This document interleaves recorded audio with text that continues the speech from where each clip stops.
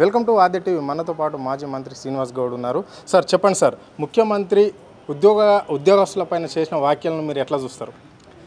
అంటే ఇక వాళ్ళు ఇచ్చిన హామీలు నెరవేర్చలేకపోవడము, రిటైర్డ్ ఉద్యోగులు చనిపోతున్నారు, వాళ్ళు మా డబ్బులు మేము దాచిపెట్టుకునే డబ్బులు మాకు వాపస్ ఇవ్వని అడిగితే అవి ఇవ్వలేకపోవడం, 100 రోజుల పరిష్కారం చేస్తా అన్నారు అవి చేయలేకపోవడం, డిఏలు 100 రోజులు ఇస్తాడు అవి చేయలేకపోవడం.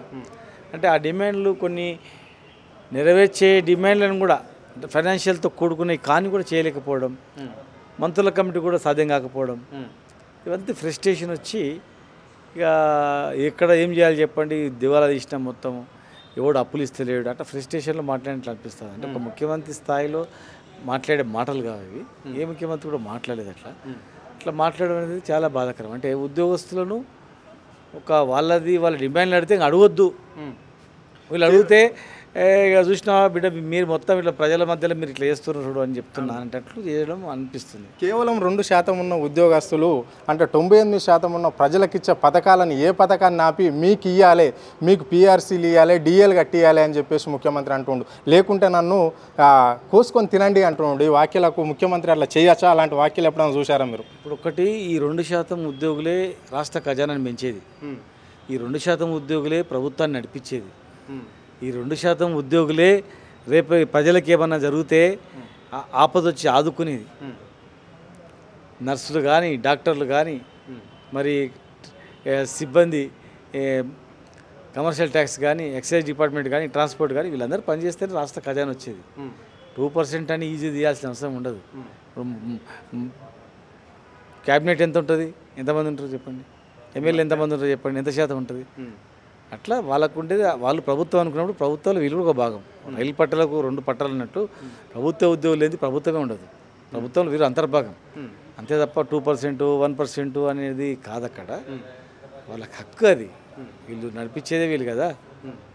చిన్నారెడ్డి సార్, కోదండరాం సార్ ఆధ్వర్యంలో కమిటీ వేయడం అనేది జరిగింది. ఆ కమిటీకి అన్నిసార్లు ఉద్యోగ సంఘాల నేతలకు సంబంధించి వాళ్ళు రివ్యూ మీటింగ్ కావచ్చు, లేకుంటే వాళ్ళతో చర్చలు ఎప్పుడైనా జరిగిందా ఈ రాష్ట్రంలో ఇప్పటి వరకు?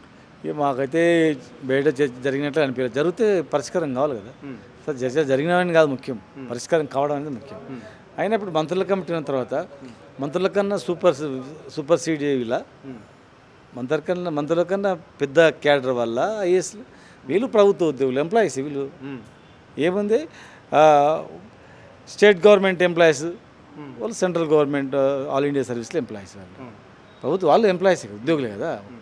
వాళ్ళు ఉద్యోగులు డైరెక్ట్ ఉద్యోగులు ప్రజాస్వామ్యంలో ఓన్లీ ఎంప్లాయీస్ ఆఫీసర్లు తీసుకునే డిసిషన్ ఉంటాయా?